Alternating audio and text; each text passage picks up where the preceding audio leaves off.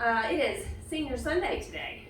You'll notice there's no announcements because there's nothing going on this week outside of family night. We don't have anything on the calendar, which is good because this is also the last week of school and it's going to be a busy one. So it's nice that, so just remember that this coming Wednesday is family night and we'll celebrate together Wednesday doing that. The youth are not being dismissed because today is Senior Sunday. After talking to fellow pastors in the county and in the city and what they're doing and everything, and I spent the whole week figuring out what am I going to say. What do I do? How do I approach it? What do we do with this? And it was basically just kind of a, Lord, I want them to know that this is just, it's monumental for them, of course, but I want his truth and his love to be a part of that. And I thought, but they're not the only ones in the room at the time. I have a church full of people too, and they're not graduating. And the Lord just kind of began to speak and talk to me, and he was like, you would say the same to them. And I was like, sure, if I was around when they graduated, but I wasn't even a thought when some of them graduated. And the Lord was like, no, the way you feel right now, whatever you say to your graduates, you feel the same way about my flock. You worry about Caleb getting out from underneath your wing and your protection. You feel the same way about the church. You worry when they're out in the world and people can be ugly and they're not in the church where you can shield them and where nobody knows anything but goodness. You have the same feelings. And so he was kind of revealing to me that it kind of all goes hand in hand. And so this Sunday I'm just going to impart what me and God talked about to Caleb and to you as you go about your lives and as you go about your week. The biggest takeaway is simply that I trust God's going to keep you close. Not in a silly way of cliches and wall art and pretty little signs for the wall, of course, but in a real way that forces a dependence on God like I had never known. A trusting that he is really going to be able to do as good a job as I could or I would. Does this sound loud to y'all? A little bit. Can you turn it down just a tad, the speaker over here? No, the speaker. Thank you, babe. Sorry, Nathan's sick today, so Ben's helping me man the station back there. When you've been in my care, I could shield you from monsters, from those seen and those unseen, whether it's make-believe under your bed or, unfortunately, the times when it's people. I could make sure you had no lack, that you were fed, that you had clothes, that you had a pencil, whatever the need may be, make sure you had it. I made sure you got good sleep and you were healthy and you saw doctors and you had medicine. I could make sure to give you encouragement every second. If I knew a tough week was coming or a hard test, that I was there to root you on and cheer you on with every second. I memorized your footsteps. I knew the lightness of the step when you were carefree. I knew the heaviness when you were disappointed or discouraged. I knew the difference in every step. I memorized your smile when you hid it because you were thinking a very inappropriate comment. And I knew when it was gone because you were isolated from a global pandemic. I knew all of these things about you, and as you approach 18 in graduation week, I must face that the comfort of having you tucked underneath my wings is coming to an end. I must face that of all the things I memorized, all the things I've learned, all the things I've done to keep you safe and to keep you happy cannot help me now. I trust God. You will step out from under my wings, and I will watch, of course, with a bittersweet awe as you step out from under my wings, because then you step under his. And you will join me there. Here, you are my equal. Here, you are going to learn life's toughest lessons in the only way possible, and that's to go through them. Here, you are going to learn life's greatest joys like you have never known. You will walk the same road I am walking, but I pray you walk it so much better. In my life, I struggled to learn that people are fickle. I was asked once, what's the worst part of your job? And I said, the people. And they said, what's your favorite part? And I said, the people. It's people, that's life. I still fight to find true trust and relationship with anybody outside of your daddy. It has made me guarded, reserved, and unapproachable. Unfortunately, you, being the pastor's kid, have seen the fickleness of people. You have felt the disregard of a careless friend. You watch me struggle and you understand how very little control we have of other people and how very much we would like to have it. So you will walk this road, but unlike me, let this road remind you that everyone is worthy of the love of God.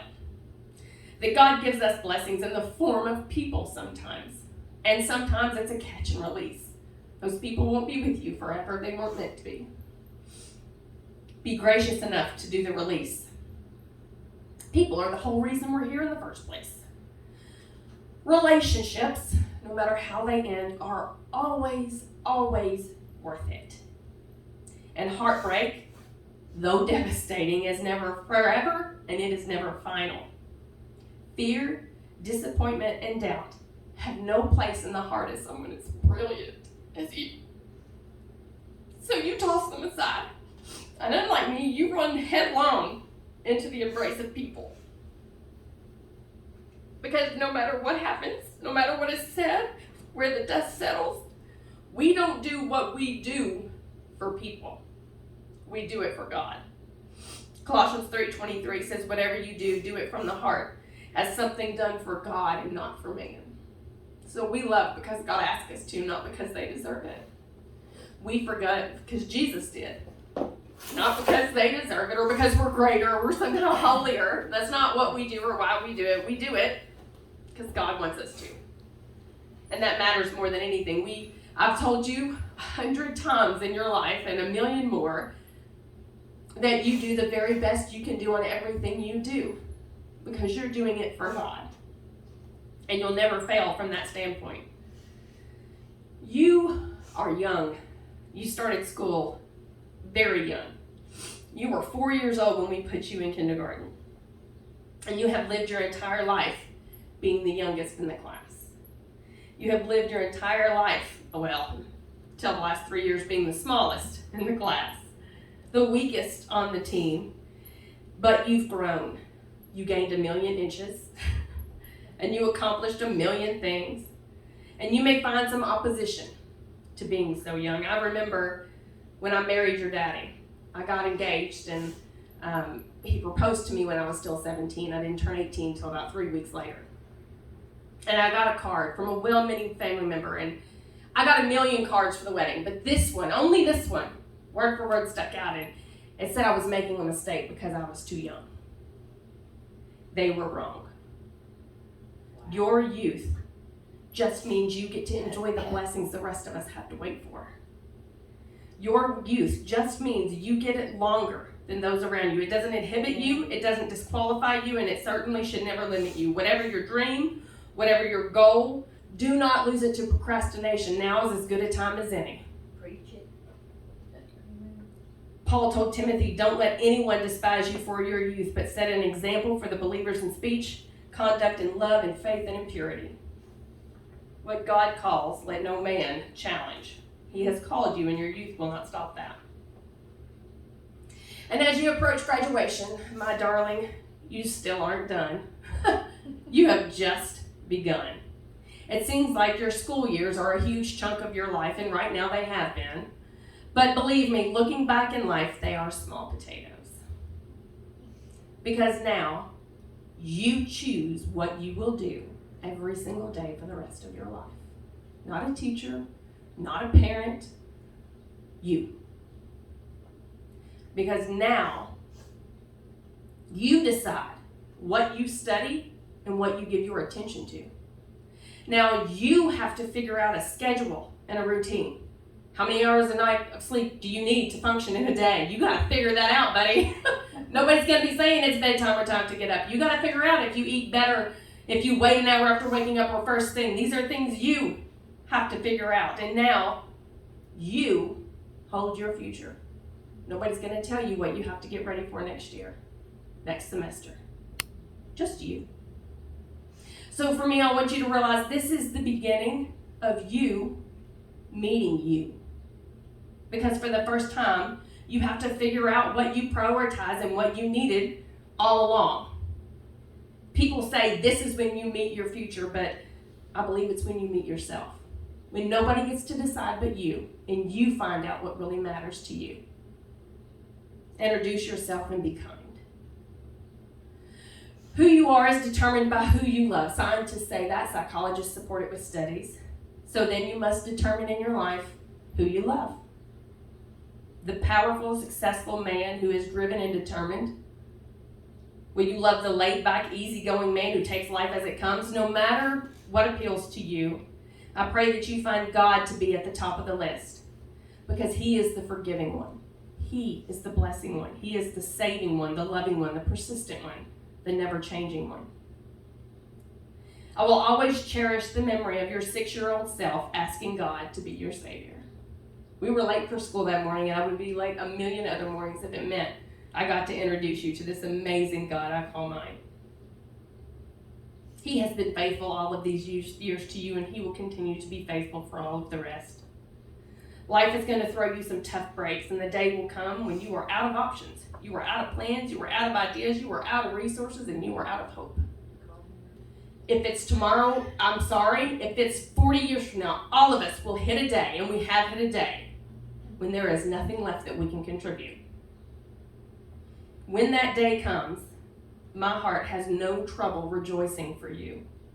Because on that day, you will know without a doubt that when God is all you have, he is surely all you're ever going to need. So if who we are is determined by who we love, then love God. And you don't have to do it perfectly. Just do it authentically.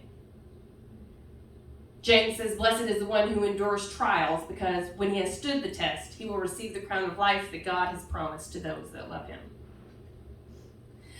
So this senior Sunday, this senior week, this senior mess that we have found ourselves in, it's tough for me. The let go is tough. It's tough because I actually have to put my money where my mouth is and say, I trust God. It's tough because I abhor the loss of control, and you're well aware of that. It's tough because I look at all of the things that I could have done differently and that I should have done differently for you, to better prepare you. But it is so beautiful, too. Your life began as a story of God's faithfulness to me. I was in my second trimester, and they said it's a no-go. The pregnancy is not viable. We tried for 3 years to get pregnant, and then I'm told it's not going to work. They put me on bed rest, and then they let me go off of bed rest, and then it was, you weren't going to be big enough. You were going to be too light. You hadn't gained any weight because I'd been sick for so long that when you were born, again, I shouldn't expect much because you would be too small. And then God was faithful. You were born on your due date just shy of 9 pounds, perfectly healthy, and you came home with me 2 days later. God was telling me a story of faithfulness. And then you started school, and we noticed that you couldn't button a button. You couldn't open the screen door. You couldn't zip a zipper. Your grip on your pencil was weird. And you had broken your arm, so we thought maybe there's some physical therapy. When you took you to the doctor, and they sent us to Cardinal Hill, and they said, no, he has no muscle tone in his hands. He can't grip. He can't grasp. He'll never hold a pencil. There's no muscle tone. And they explained to us that it was because we were the SIDS generation. We were the generation where the studies for SIDS had been released, and we were told never to put you on your belly. And that there was a whole crop of babies growing up who had no muscle tone because they never had to push up. And that those children just wouldn't do as well. That we could strengthen and try to control it. And they gave us an 18-month plan. You were done in less than 5, and you can do all of the things everyone else can do. You can hold a pencil, you can open a door, you can zip your shirt, and you can button a pencil. I remember the day. Whatever it is you do with buttons, you can do those too. I remember the day. I don't remember where your dad was, but we were getting ready for church on a Sunday morning, and you were in like 5th grade, and I couldn't get my bracelet latched, and you came and latched the bracelet and walked away, and I remember thinking, God is faithful, because you could do it. I remember when you joined the archery team, the littlest on the line, and you shot that first arrow, and it went 3 feet, hit the floor, and just slid to the target. And then the next one did that, and the next one did that, and the next one did that. And then you returned the very next week, and you did it again. And the very next week, and you did it again.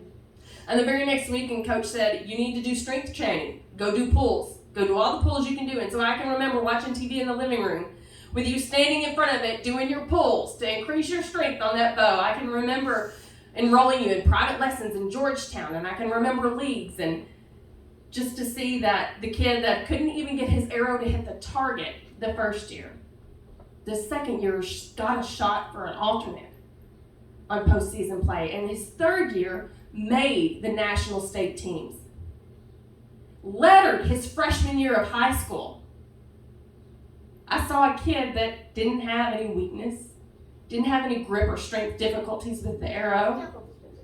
I saw God be faithful.